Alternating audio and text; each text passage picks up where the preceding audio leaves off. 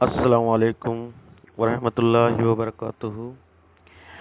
आप सभी का खैर मकदम है उर्दू पॉइंट राजस्थान में। अभी हम निसाब में शामिल ड्रामा निगार आगा हसर कश्मीरी के बारे में तफसील से पढ़ेंगे।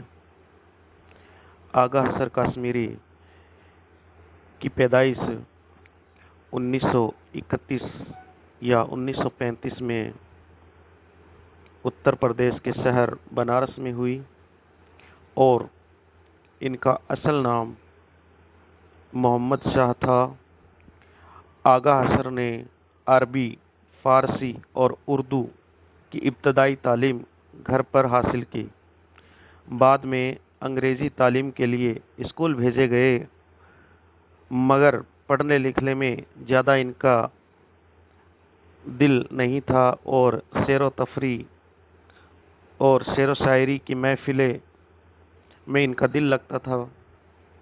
ये बहुत ही ज़हीन यानी इंटेलिजेंट थे कि जो किसी भी चीज़ को हरूफ ब हरूफ याद कर लिया करते थे।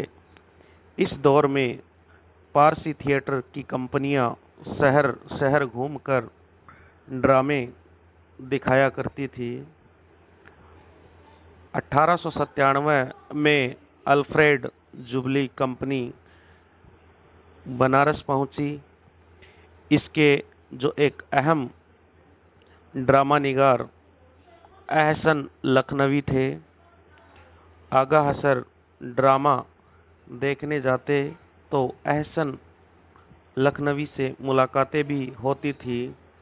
एक रोज़ किसी बात पर एहसन से उलझ गए और कहकर चले आए कि ऐसे ड्रामे तो मैं एक हफ्ते में लिख सकता हूँ। तो जब इनकी तकरार हुई तो जोश जोश में कह दिया कि ऐसे ड्रामे तो मैं एक हफ्ते में लिख सकता हूँ। लिहाजा अपना पहला ड्रामा आफताब मोहब्बत लिखा, जो कि 1897 में बनारस के जवाहर एक्सप्रेस में शाये हुआ। तो इनका जो पहला ड्रामा था उसका नाम था आफताब मोहब्बत, जो 1897 में बनारस के जवाहर एक्सप्रेस से शाये हुआ। इस ड्रामे की अशात से इनको बहुत हिम्मत अफजाई हुई।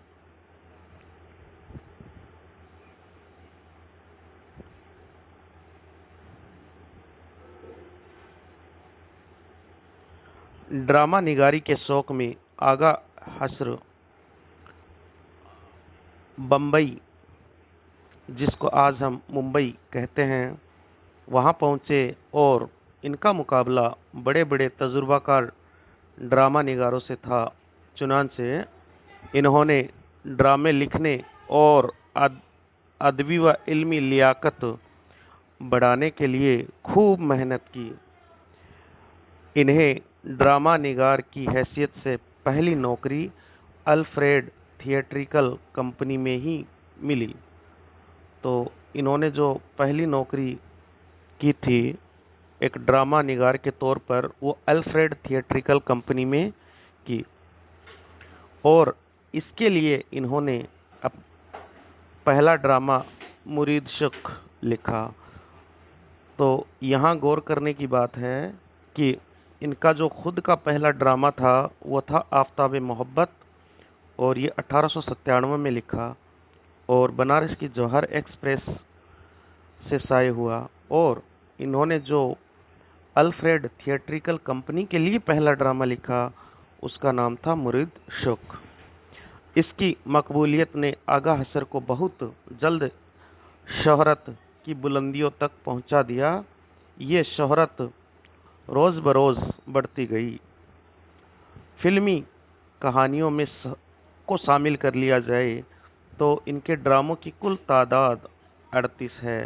तो ये एक इम्पोर्टेंट पॉइंट हो जाता है यहाँ पे कि फिल्मी कहानियों को शामिल करके इनके यानी आगा हसर कश्मीरी के ड्रामों की कुल तादाद कितनी है, तो वो है 38। इनके ड्रामों में 3 तरह के प्लाट पाए जाते हैं। तो ये इनके ड्रामों की खसूसियत हैं। तो ये है, पहला तो मगरबी ड्रामों के माखिज से माखूज है। दूसरे हैं वो तारीखी या नेम तारीखी वाक़यात पर मबनी हैं। और तीसरे वो जो समाजी और इस्लाही मौज़ूआत पर लिखे गए हैं।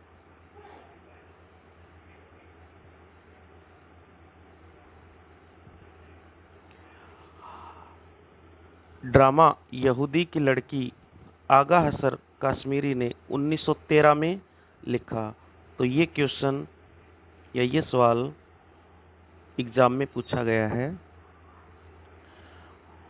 ये इनके सबसे ज़्यादा मकबूल ड्रामों में शामिल है, यानी जो सबसे ज़्यादा फेमस ड्रामे हैं उनमें यहूदी की लड़की है, ये शामिल है। आगा हसर ने इसमें बज़ाहिर रोमन सल्तनत और यहूदी कौम के दरमियान कशमकश दिखाई है, लेकिन हकीकत यह है कि यहूदी कौम और रोमन मजहबी पेशवा के पर्दे में अंग्रेज़ी हुकूमत और हिंदुस्तानी अवाम के दरमियान जारी कशमकश को दिखाया गया है या पेश किया गया है। तो ये सवाल पूछा गया है आरपीएससी ने, फर्स्ट ग्रेड में भी पूछा है।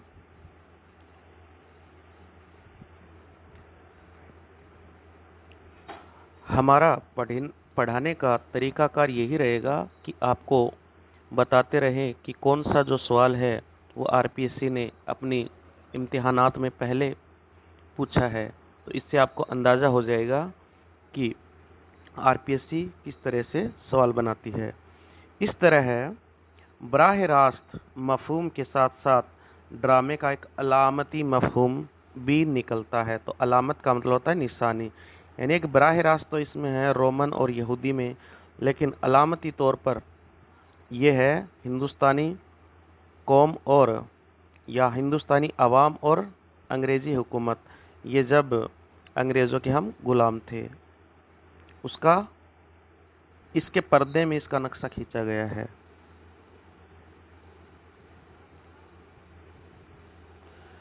अब बात आती है इनके किरदारों की। तो किरदार हैं वो औसत दर्जे के हैं। कोई ऐसा किरदार नहीं जो हमारे दिलों पर ना मिटने वाला नक्श छोड़ जाए। जैसे कि ड्रामा अनारकली में अनारकली है, तो वो ऐसा किरदार है जो हमारे दिल पर क्या है वो असर छोड़ता है, लेकिन इसमें सारे जो किरदार है वो लगभग औसत हैं। फिर भी वक्ती तौर पर इसके किरदार हमें मुतासिर ज़रूर करते हैं। इसमें मुकालमे जो छोटे और बरजिस्ता हैं, जिनमें गुफ्तगू का अंदाज पाया जाता है, ज़्यादा सलेस और रवां है, यानी आसान और सीधे समझ में आने वाले हैं। जो बात नसर में कही जाती है, आगा हसर इसमें जोर पैदा करने के लिए शेर में भी दोहराते हैं। तो इसमें नसर के साथ साथ बीच बीच में शेरो शायरी भी की गई है। ये तरीका इस वक्त पसंदीदा था, मगर अब ये तकरार गिरा गुजरती है। इस ड्रामे में मुतफरिक अशार कम हैं। नसर को पुरकशिश बनाने के लिए इसमें कहीं कहीं इस में काफ़िए का इस्तेमाल हुआ है। तस्बिया और इस्तारे का इस्तेमाल से भी वो अपनी नसर को पुरअसर बनाते हैं।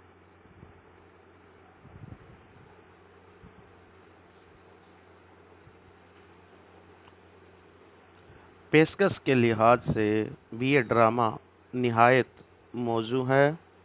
इसमें कोई ऐसी चीज़ नहीं है जिसे स्टेज पर पेश करने में दिक्कत हो। स्टेज की ज़रूरियात को नज़र में रख कर ही इसे लिखा गया है। मजमूई तौर पर कहा जा सकता है कि ये उर्दू का एक शाहीकार ड्रामा है जो तवील भी है और जिसे मुकम्मल तौर पर किताब में नहीं पेश किया जा सकता, चुनांचे इसे मुख्तसर करके पेश किया गया है। इसमें असल किस्से के साथ साथ एक मजाहिया किस्सा जो कि नसीबन और करामत का भी चलता रहता है। तो यहाँ आपसे सवाल पूछा जा सकता है कि ड्रामा यहूदी की लड़की में एक मजाहिया किस्सा चलता है, उस वो किस्सा किन किन का है? तो ये नसीबन और करामत का किस्सा है और इस किस्से का असल किस्से से कोई ताल्लुक नहीं था, लिहाजा इसे निकाल दिया गया है।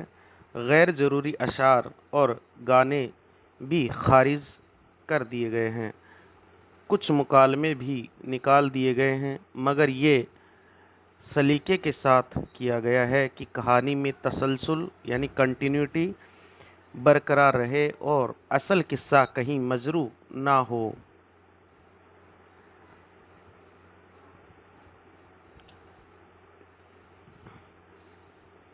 ड्रामा यहूदी की लड़की का किस्सा इस तरह है कि सल्तनत रोमा में रोमन के अलावा यहूदी कौम आबाद थी। तो यहाँ से भी एक सवाल बनता है कि सल्तनत रोमा में रोमनों या रोमियों के अलावा कौन सी कौम आबाद थी? तो वो थी यहूदी कौम। एक जवान मार्कुस को इजरा यहूदी की लड़की हन्ना से मोहब्बत हो जाती है। हन्ना भी इससे सच्ची मोहब्बत करती है, मगर मुख्तलिफ वजूहात की बिना पर इसे सबिहा हो जाता है या सुबह या फिर बोलते हैं शक हो जाता है कि मार्कुस यहूदी नहीं है, क्योंकि यहूदियों में ये चलन है कि अगर कोई यहूदी होगा तो उससे यहूदी ही शादी करता है। तो मार्कुस से जोर देकर हकीकत दरियाफ्त करती है तो वो रोमन होने का इकरार कर लेता है, मगर इससे सच्ची मोहब्बत का यकीन भी दिलाता है और घर से कहीं दूर चलकर शादी कर लेने के लिए कहता है। पहले तो हन्ना तैयार नहीं होती, मगर मार्कुस खुदकुशी कर लेने की धमकी देता है तो हन्ना को इसकी मोहब्बत का यकीन हो जाता है। तो यहाँ से भी एक क्वेश्चन या फिर एक सवाल पूछा जा सकता है कि कौन हन्ना को अपने खुदकुशी कर लेने की धमकी देकर अपनी मोहब्बत का एहसास दिलाता है? तो वह है मार्कुस। ये रोमन शहजादा था।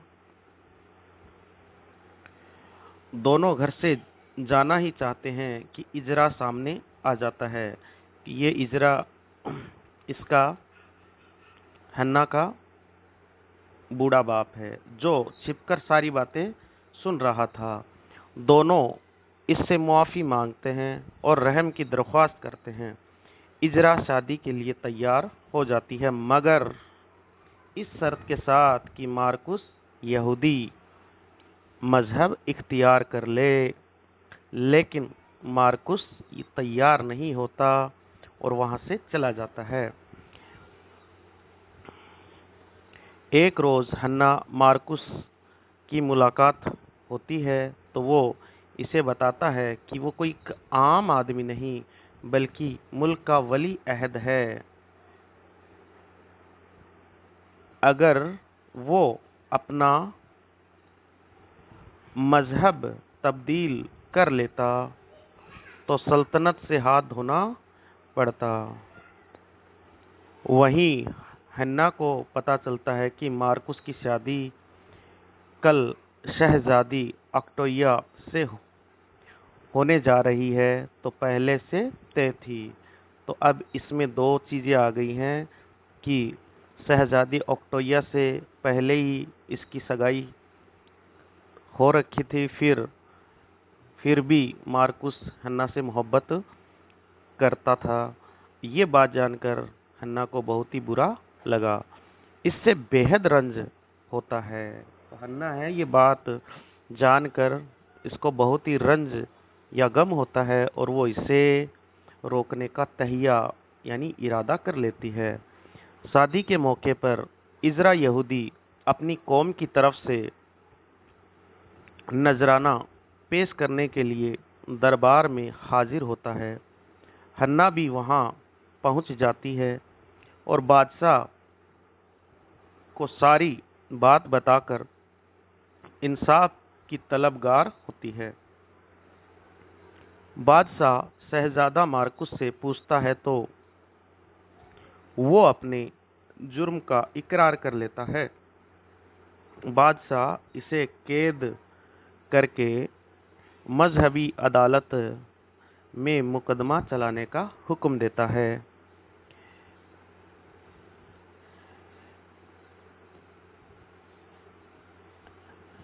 इसी रोज शहजादी हन्ना के पास जाती है और शहजादे को मुआफ़ कर देने की दरख्वास्त करती है।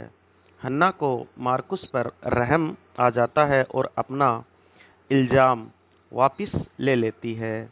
मजहबी पेशवा ब्रूटस, जो यहूदियों से नफरत करता और पहले भी इन पर काफ़ी जुल्म कर चुका है, तो इसमें यहाँ से भी एक सवाल बनता है कि मजहबी पेशवा का क्या नाम था। तो मजहबी पेशवा का नाम था ब्रूटस, जो कि यहूदियों से नफरत करता था और शहजादे पर झूठा इल्ज़ाम लगाने के जुर्म में हन्ना और इज़रा को जलते हुए तेल में डाल दिए जाने का हुक्म देता है। तो यहाँ से भी एक सवाल बनता है कि इज़रा और हन्ना को जलते हुए तेल में डालने का हुक्म कौन देता है। तो इसका सही जवाब होगा ब्रूटस, जो कि मजहबी पेशवा था। मार्कुस इनके लिए रहम की दरख्वास्त करता है तो ब्रूटस इज़रा को मजहब तब्दील करने की शर्त पर माफ़ कर देने को तैयार हो जाता है।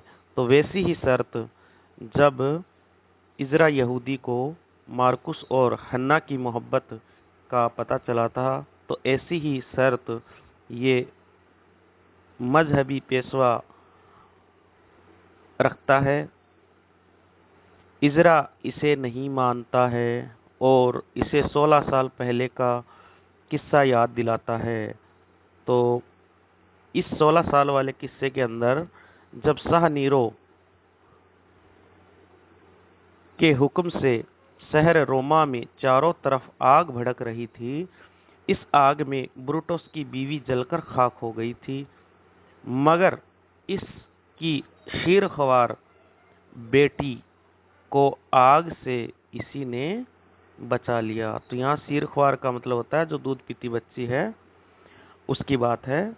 और अब यही इसकी बेटी है जिसे इसने अपनी बेटी की तरह पाला। तो दरअसल जो हन्ना है वो इज़रा यहूदी की बेटी नहीं है। अब ब्रूटस इसका सबूत मांगता है। तो दरअसल हन्ना है वो ब्रूटस की बेटी थी। तो अब उसकी तस्दीक के लिए वो सबूत मांगता है। तो इज़रा यहूदी हन्ना के गले में पड़ा हुआ शाही खानदान का तावीज़ और मरवारिद की माला दिखाता है। तो ये शाही खानदान की निशानियां होती है। तो वो ये सबूत के तौर पर मांगता है कि भाई क्या सबूत है कि ये मतलब मेरी बेटी है। तो इसके बदले में वो शाही खानदान का एक तावीज़ और मरवारिद की माला दिखाता है। तो अब ब्रूटस इसे क्या है पहचान कर तस्दीक करता है कि ये उसी की बेटी है। अपने किए पर शर्मिंदा होता है। अब ये ब्रूटस है वो अपने किए पर शर्मिंदा होता है, क्योंकि अब जाने अनजाने में वो अपनी बेटी को मार देता और वो यहूदियों से नफरत करता था। हालांकि अब वो उसकी बेटी है वो एक यहूदी के घर पर ही पलकर बड़ी हुई थी, तो इसलिए वो बहुत ज़्यादा शर्मिंदा हुआ। दोनों से माफ़ी मांगता है और आइंदा के लिए नेक ज़िंदगी गुजारने का अहद करता है। इस वक्त ओक्टोया हन्ना से कहती है कि तुम भी शाही खानदान से हो तो क्यों ना मेरी हर राहत और खुशी में बराबर की शरीक हो जाओ। तब ये इसे ऑफर देती है कि चलो तुम भी शाही खानदान से और मैं भी शाही खानदान से, तो एक ही से शादी कर लें। लेकिन बादशाह इसकी इजाज़त भी दे देता है, मगर हिन्ना यही कहती है कि मुझे इसकी इस झूठी दुनिया में कोई चीज़ नहीं चाहिए, क्योंकि वो पहले से ही मोहब्बत में धोखा खा चुकी थी। तुम दोनों जियो और खुश रहो। यहीं पर ये ड्रामा ख़त्म होता है। तो ये इसका एक तरीके से प्लॉट है कि इसमें शुरू से लेके आखिर तक क्या हुआ। तो मिलते हैं इसके तफसीली वीडियो में आगे, जिसमें आपको एनसीईआरटी में शामिल पूरा ड्रामा पढ़ाया जाएगा। अगर आपको ये वीडियो अच्छा लगे तो लाइक करें, शेयर करें, सब्सक्राइब करें और बेल आइकन को भी दबा लें, ताकि आने वाले वीडियो आपको वक्त पर मिलते रहें और आप अपनी तैयारी अच्छे से जारी करते रहें। शुक्रिया।